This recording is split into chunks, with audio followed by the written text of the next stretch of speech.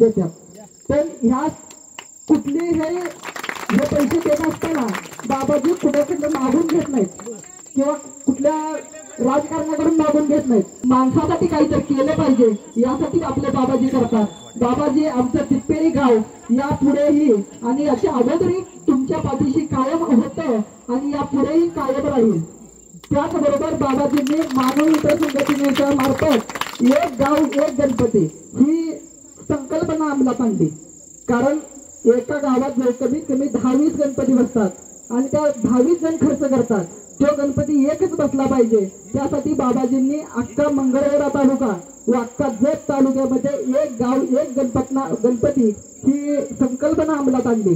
त्याचबरोबर बाबाजीपर्यंत तुम्ही आमच्या गावासाठी एक गाव 3 गणपती दिलं त्याबद्दल तुमचं आमच्या गावाच्या वतीनं हार्दिक हार्दिक अभिनंदन.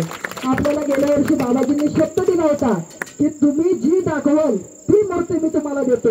आणि तसंच आपली मंडळातले कार्यकर्ते बाबाजींच्या इथं संघ इथं गेले व सांगितलं बाबाजी ही आम्हाला मूर्ती पाहिजे. अगदी 2 मिनिटात ती बाबाजींनी आपल्यासाठी ठेवलेली मूर्ती अगदी 2 मिनिटात उचलून गाडीमध्ये ठेवली.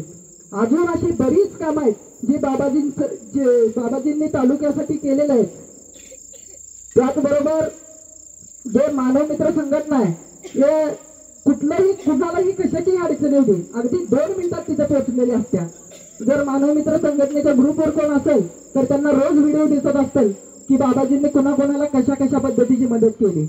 जर एखादा म्हातारा माणूस असेल, वेडा माणूस असेल, रस्त्यावर फुटपाथवर झोपणारा माणूस असेल त्यांना हांतरून पांघरून सर्व गोष्टी बाबाजी स्वतः देतात.